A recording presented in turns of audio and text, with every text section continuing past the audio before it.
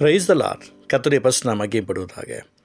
எபேசியர் நிருபம் 4ஆம் அதிகாரம் 29வது வசனம்.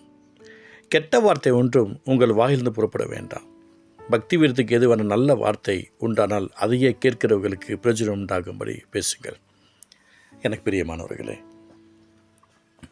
ஆண்டவருடைய பிள்ளைகள் என்று சொல்லுவதற்கு நமக்கு ஒரு தகுதியை கர்த்தர் கொடுத்திருக்கிறார் என்று சொன்னால் அது நம்முடைய நாவு. நம்முடைய நாவு நாம் ஆண்டவருடைய அன்புக்காக எந்த அளவுக்கு ஒப்புக் கொடுக்கிறோமோ அந்த அளவுக்கு நல்ல நல்ல ஆலோசனைகள் நம் நாவினால் உண்டாகும். சங்கீதத்தில் அழகாக சொல்லியிருக்கிறது, உடைய வசனம் என் கண்களுக்கு தீபமும் என் பாதைக்கு வெளிச்சமாக இருக்கிறது. அந்த வசனம் நம்முடைய கண்களில் கடந்து வரும்போது நம்முடைய பாதையில் இருக்கிற ஆசுதங்கள் எல்லாம் கடந்து வரும். நாம் வேதத்தோடு நெருங்கி உறவாடும்போது முதியோர்களை பார்க்கிலும் நாணமுள்ளவர்களாக இருக்கிறோம் என்று வேதத்தில் நமக்காக சொல்லப்பட்டிருக்கிறது. அந்த நாவை நல்ல விஷயத்துக்கு பயன்படுத்துவோம். கெட்ட வார்த்தை ஒன்றும் உங்கள் வாயிலிருந்து புறப்பட வேண்டாம். மற்றவர்களை இழிவாய் பேசுகிற காரியங்கள். ஒரு விசை நான் ஒரு இடத்துக்கு ஊழியத்துக்கு சென்றிருந்த போது அப்போது ஒரு வார்த்தையை நான் கேள்விப்பட்டேன். என்னுடைய மாமா ஜாய் கம்பெனியில் ஒர்க் பண்ணிட்டுருந்தாங்க.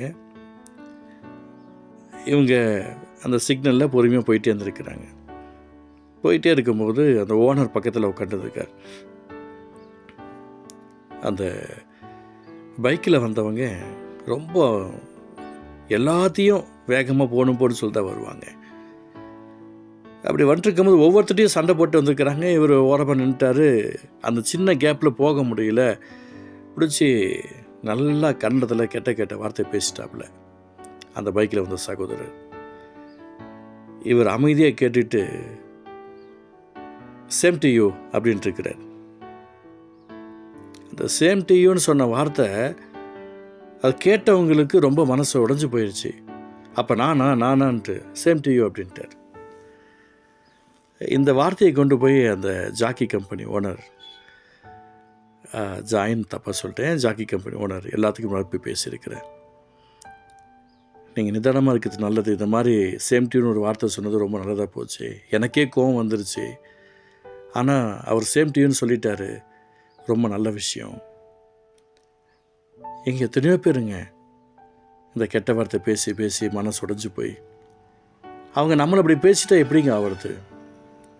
ஒரு எத்தனையோ பேர் என்னை பற்றி கெட்ட வார்த்தை பேசுங்க எத்தனையோ பேர் இருக்கிறாங்க. ஸ்தோத்திரம் பண்ணி விட்டுட்டு போயிடுங்க. நம்ம மற்றவர்களை பேசி என்ன நமக்கு வரப்போகுது? கெட்ட வார்த்தை பேசுறதுலாம் என்ன பலன் வரப்போகுது? ஒன்றும் கிடையாது. அப்புறம் மனம் திருப்பி கொஞ்ச நாளுக்கு அப்புறம் திருப்பி அதே கெட்ட வார்த்தை, மனம் திருப்பி கொஞ்ச நாளுக்கு அதே கெட்ட வார்த்தை. என்ன நம்ம பைபிள் வாசிக்கிறோம்? என்ன நம்ம ஆண்டவர் நேசிக்கிறோம்? மனம் திரும்புவோம். கெட்ட வார்த்தை ஒன்றும் உங்கள் வாயிலிருந்து புறப்பட வேண்டாம். பக்தி விருத்திக்கு எதுவான நல்ல வார்த்தை உண்டானால் அதையே கேட்கிறவர்களுக்கு பிரயோஜனம் உண்டாகும்படி பேசுங்கன்னு சொல்கிறார். ஆவியானுடைய வார்த்தை நமக்கு பிரயோஜனப்படுத்துகிறது. நம்மை மற்றவர்கள் சொல்லாதபடிக்கு நாம் மற்றவர்கள் இடத்துல கவனத்தை கொடுக்கணும் இல்லையா? அதனால் இயேசுவின் நாமத்தை உங்களுக்கு நான் சொல்கிறேன், ரொம்பவும் கவனமாக இருந்து மற்றவர்களுக்கு நீங்கள் பேசுகிற வார்த்தை நமக்கு அது எவ்வளோ பெரிய இடல் உண்டாக்கும் என்பதை மறந்துட வேண்டாம். மற்றவர்களையும் நம்முடைய சரீரமாக பாவிப்போம், நம்முடைய உறவுகளாக பாவிப்போம். யாரையும் எடுத்துஞ்சு பேசிட வேண்டாம்.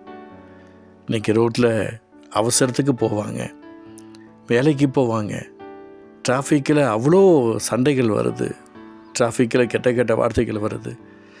பேசாதவர்களை கூட இந்த நாளில் நிறைய பேர் பேச ஆரம்பிச்சிடுறாங்க. எனக்கு பிரியமானவர்களே, ஆண்டவர் நேசிக்கிறாருங்க. போதும், நீங்கள் யாராக இருந்தாலும் சரி, உங்கள் உறவுகளில் யாராவது அப்படி பேசுகிறாங்கன்னா அவங்களுக்காக மன்றாடுங்க. இனி பேசக்கூடாது, இப்படியாப்பட்ட வார்த்தைகள் பேசக்கூடாதுன்னு சொல்லி அவங்களுக்காக மன்றாடுங்க. மனம் திரும்பணும். ஆண்டவர் அதுதான் எதிர்பார்க்கிறார், விரும்புகிறார். என கெட்ட வார்த்தை ஒன்றும் உங்கள் வாயிலிருந்து புறப்பட வேண்டாம் என்று ஆண்டவர் நமக்கு வாக்கு பண்ணிக்கிறார். ஏன் இந்த வார்த்தையை சொல்கிறான்றது நம்முடைய லைஃப்பில் அவரை நேசிக்கிற நேசம் இன்னும் அதிகமாகிறதுக்காக தானே. என் அன்பு சகோதரனே, சகோதரியே, தயவு கூர்ந்து சின்ன விஷயத்துக்கு கூட அவங்க அதை சொன்னாங்கன்றதுக்காக கூட சொல்லுவாங்க சிலர் கெட்ட வார்த்தையை.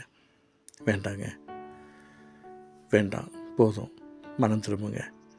இனி உங்கள் வாயிலேருந்து அப்படிப்பட்ட அசிங்கம் வரக்கூடாது. உங்கள் சிந்தனைகள், எண்ணங்கள், ஏக்கங்கள் அந்த அசிங்கம் வரக்கூடாது. இதெல்லாம் எங்கேருந்து வந்தது? இந்த அசிங்கமான கெட்டவர்கள் எங்கேருந்து வந்தது? பிசாசுடைய சிந்தனைகளால் வந்தது.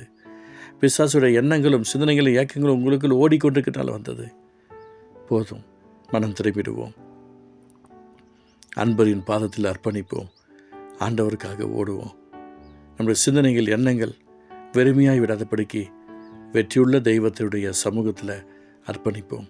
அன்பு தகப்பனே, தன்னுடைய உறவுக்காக, குடும்பங்களுக்காக, இல்லை தனக்காக யாராவது இப்படி மண்டாடிட்டு இருக்காங்கன்னா, கெட்ட வார்த்தை பேசக்கூடாது, கிருபை செய்யுங்க அப்பா என்னை மன்னாட்டிருக்காங்கன்னா, அவங்களுக்கு இரக்கம் பாராட்டி ஒப்புரவாகுவதற்கு இரக்கம் செய்யும்.